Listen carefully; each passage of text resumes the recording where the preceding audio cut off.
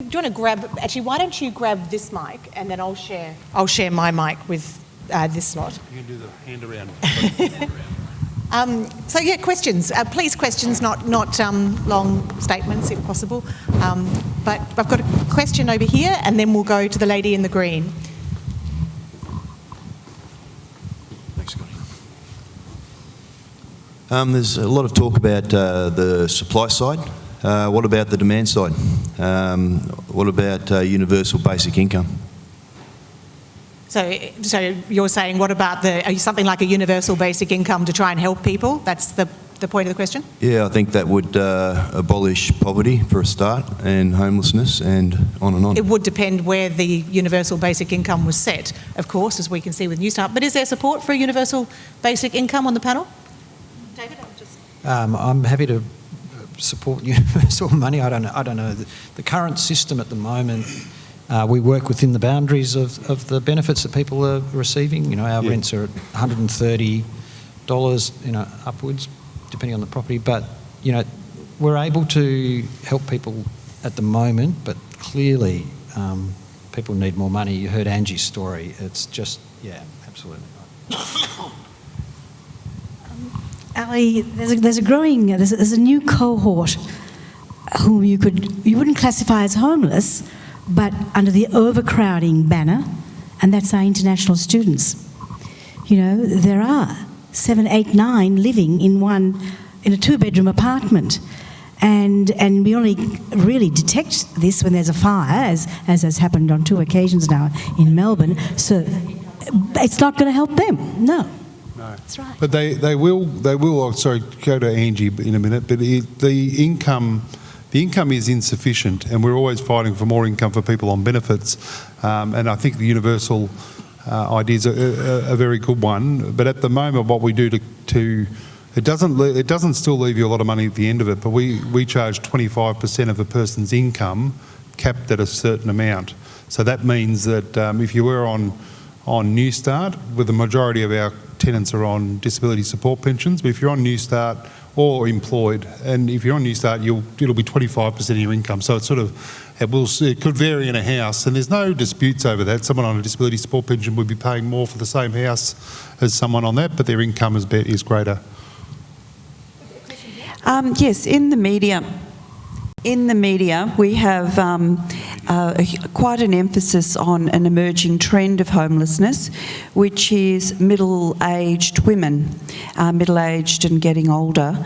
And so in many instances, they don't present, from my understanding, as sleeping very rough. But they're a critical group and they're growing. Could you tell us something about that group?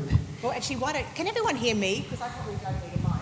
Why don't we start with Angie? Because Angie's not middle-aged. She's only in her mid-20s, of course. But I'm guessing but you can address that question, I guess, of the vulnerabilities of someone who's not just out of school. Absolutely. And I'm very proud to say I'm 53. Underneath, I feel 28, but unfortunately, on my resume, I'm 53. So that is, I suppose, one hurdle I've had going for job interviews, that even though I've got a lot of experience behind me, I'm a people person, not so good on the computer, but I'm 53 and people just, prefer to hire a younger, someone in their 20s, what have you, take advantage of that. Did it also make your fear of being homeless worse, like your sense of how you would feel secure, harder to achieve? Well, as I said, I didn't know that the services were out there to begin with, because I hadn't been in that vulnerable situation. And being independent most of my life, I was always proud not to ask for assistance. I just sold things. I sold my jewellery, I sold my white goods, just hoping that, the next New Start, I would find a job. And even now, on the financial side, I'm on New Start, and even I've been as I said, up until January this year, working part-time for the last 3 years. I was earning approximately $100 more than the New Start. The thing is, that $100 is still not enough for me to get a bond together, moving costs, and live independently on my own in a rental. And David, Magpie Nest actually has got a program specifically aimed. Well, we do now. When we started 6 years ago, 2012, we were predominantly white men, 50 to 60, I reckon. Now we have 33, I think, women in our homes with 21 kids, and we're seeing more and more women present. I won't speak for Anthony, but so we're funding a dedicated caseworker. A lot of the women that are presenting are victims of domestic violence, and that's like the vast majority of them. And then, for them to find employment and look after children at the same time and run a house and rent, it's impossible. So they're the challenges. The middle-aged women are the women that we need to go out and find often, not walking through your door. So we get Melbourne City Council citywide employees, people that do the garbages and things. We've got partnerships with them. We've got Dean Robinson here tonight. His troops are in the authorised offices in the city. They're our eyes and ears. And what they'll do is they often say there's a car parked, I'm not sure, it's got a towel up some nights hiding the sun, or in the mornings we've noticed the car. So we go out and see the car. And middle-aged women are renowned for having really great pride in themselves. So their pride is hurt when they've maybe left a violent partner, and they've left that violent partner after years of other friends and family saying, you should leave him, you should leave him, you should leave him. So when their friends of school friends and old friends and cousins run out of sleeping on couches, they end up in a car, and then they end up after a car on a street. And we try and intervene as quick as practical, but often it's about us trying to locate them. And it's the eyes and the ears of Melbourne Council, the Garbos, and our general public that ring our 1-800 community number and say, there's a car frosted up there every morning, I reckon someone's sleeping in it. And we can be out there in 15, 20 minutes from the call during 24 hours a day, really. Any time of the day or night we can get out. We don't sort of go at 2 in the morning and frighten people, but if they're in a car, we will go there at sort of different times if they're not there, 7 o'clock in the morning, 7 o'clock at night. And sorry, you were going to say something, Margaret? No. I just wanted to reinforce the point that the visibility of homelessness is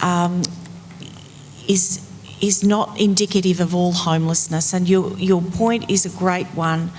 So we're very alert at the hospital to family violence and presentations in that area, and that's emerging more and more.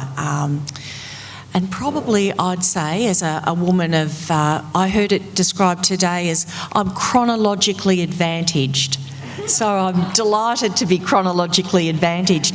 And somebody said to me today that this is a new face, a new trend, something we have to be mindful of, because rough sleepers are only a tiny part of the face of homelessness in our city, aren't they? You know that as well as I do. Can I, Anthony, I'm curious about this for someone who doesn't work in the sector but sees people. Is the right thing to do to pick up the phone and call you? I feel that's almost, this is a very personal thing, but I feel that's almost patronising. Like there is someone who is near us, and I talk to them, but I don't want to interfere. No, but what is the right thing to do? The right thing to do is so varied, it's remarkable. But the right thing to do is, if we've got all adults in the room, we talk to young school people, children, that we don't sort of advise them to tap on people's window as anyone. But as adults, if we get to know rough sleepers in our community, and you get their trust and knowledge, and you're really talking to them about a solution to their current situation. So if they say, look, I really love living in my car, it's very rare, we don't get that often. But if you were to say, I know some people that work at the Salvos, or I know people at the council or Anglicare, or I've got a phone number, it won't hurt to give them a call. And what often you'll see is a defeated person that'll say, oh, I've tried all that rubbish, it doesn't work, I've been to the Salvos before, they were hopeless, I've been here, I couldn't get in. But sort of making a one-on-one referral to someone to come out. And what we generally do, definitely on our 1-800 number, and we've been really firm with this with staff, and I shouldn't say firm, staff have picked it up beautifully, but is that once we get a referral like that, we make sure we've got a X amount of hours to get to them and get the person, and we sort of explain that one of your neighbours called who just cares about you, and we start the conversation. If we're told to go away, we don't tow their car into Magpie Nest garage, but we could have a Magpie Nest garage and tow them in. But no, so we will leave people at peace if that's where they wish, but we will check in on them, because what we want to make sure is that the decision to sleep rough is their decision and not their mental illness or not their trauma. If that's the thing deciding it, we need to still battle that. Question. Scotty. The lady in the spotted top, sorry, if you wanted, and then the fellow behind the lady in the green. I was just wondering, I've noticed on coming into the city on the tram that there's people now in the suburbs sleeping in the streets where there weren't. So is this a service, like if I saw someone and there's someone who sleeps on the street outside in Elstonwick, and should we call, who goes out to there? No, we still go out there, and what we do is we do Melbourne and surrounding suburbs is the technical term, but we can go out as far as anywhere. We've had referrals from Greensborough, and what it means is just one caseworker, or two if it's someone we don't know, a new person. We send 2 workers out. They're going out to our house in Preston and Reservoir, and I say, now listen, we got the referral yesterday for the guy in Greensborough. Pop out and see what they say, leave a note on the card, leave a card on the window, or leave a note there to contact us, and just put the ball back to the person. But we would try that a couple of times to see face to face, but it really is anywhere in Melbourne. It's not just the CBD? No, it's not the CBD, no. That's the core of our work is in the CBD. That's what we're funded for. But we do utilise, my staff pick on me, when I ring them about 4:30 in the afternoon, you've got someone to meet, someone for me to go and see on the way home, haven't you? Because I know which way they all live, and we sort of just work in one of those visits on the way home. I'd like to bring the attention to your beautiful hearts that you all here sharing with us. And everyone's been addressing it regarding a model that we've been accustomed to, we've been conditioned to how to deal with the matter. Have you considered different models? $450 is spent on a house rental, at least. Have we thought about putting that and buying some land? Do we need a homeless person? I'm houseless. I have people that love me and offer me space at different places. And in 2016, I've been downstairs communicating, socializing, to get to know why the people are where they are. And I got my perceptions of it. Yeah? So I thought I'd go homeless to see if I can help. And then I found myself, I need to help myself first before I go help anyone else. Now, have we thought about a different model? As much as we like to look at them, we are being restricted by the system that the money is coming from, right? And also the next question is, what about the kids? There's a lot of kids that are going homeless that get 6 weeks support, but after that, what? Let's put that to Anthony. We'll let him pick We have definitely looked outside the parameters of just renting properties. We need to build properties, and that's what I think David was referring to when we're saying that we're getting forced out of the market in certain areas. I spent the last couple of years with Brendan. We've got a partnership with Metro Trains, so we have workers on the trains that are looking for vulnerable people that are possibly contemplating self-harm or suicide, people that are homeless on the train system. So we put Metro workers on there. But Brendan and I have been driving around, and I think Metro know it, they do know it now, but spotting little parcels of land at the end of sort of sleeping train yards. They call them that anymore? That's what my kids call them, sleeping train spots. So finding little pockets and trying. So we've looked at those micro houses, the the houses that have got the sort of small... The tiny houses. The tiny houses are called, yeah, tiny houses, and we've sort of found designs of where they would fit on little tiny parcels of land. So we're sort of looking to build, and we have the idea about people then being able to purchase. We've talked to Trevor about that, didn't we? So we were talking about hopefully that we would be able to purchase properties and look to try and sell them to people like Trevor that's been in the program for a long time. He's employed now, he can afford this amount of income, and so hopefully he can have if he has a dream of being a homeowner, which I think he does. So it's a subsidised mortgage. Yeah, that's right, subsidised mortgage. Yeah, but the parcels of land, we're always looking at them, always. It's hard to get across the line with some government bureaucracy to find a parcel and that end up in our possession and then get a tiny house on it. That red tape is the real barrier. I was expanding more to actually buying some acres, hectares.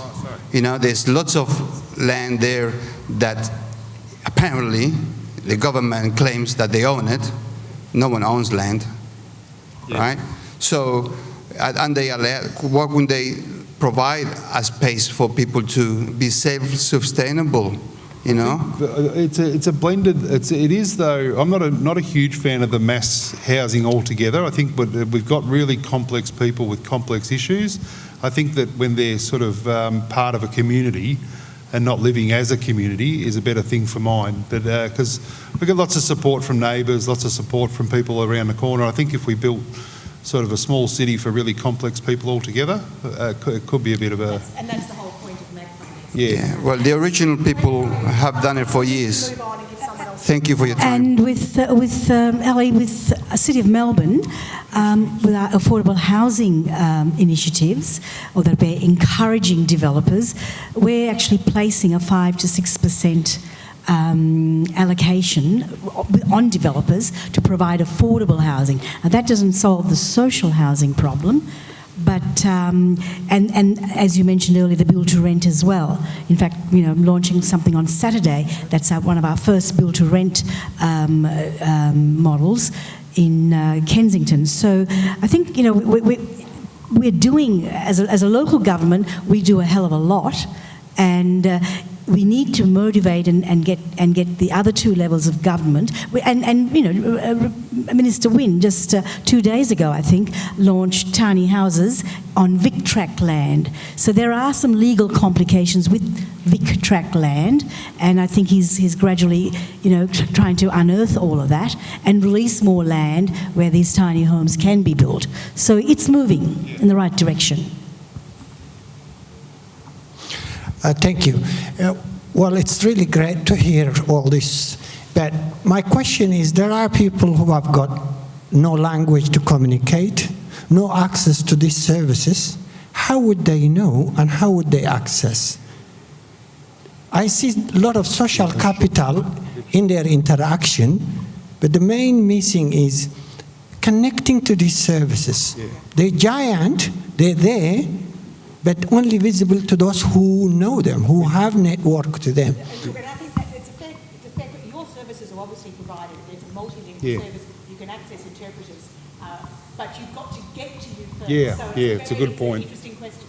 Yeah, I know that places like Centrelink and things have multilingual advertisements, but you know, the majority of the time, that's a really, really difficult group of people to connect with, and the main referral point is usually someone in that community that does have a better grasp of English that presents with the person. And it's a sad thing that they have to sort of, that's the fact, but I don't think we've solved the problem of how we can emerge ourselves in each community to make sure people know how to navigate our systems. So. I could make a comment from that. Sorry, just let Margaret jump in. I was just going to say something to you, sir, from the hospital perspective and the healthcare perspective.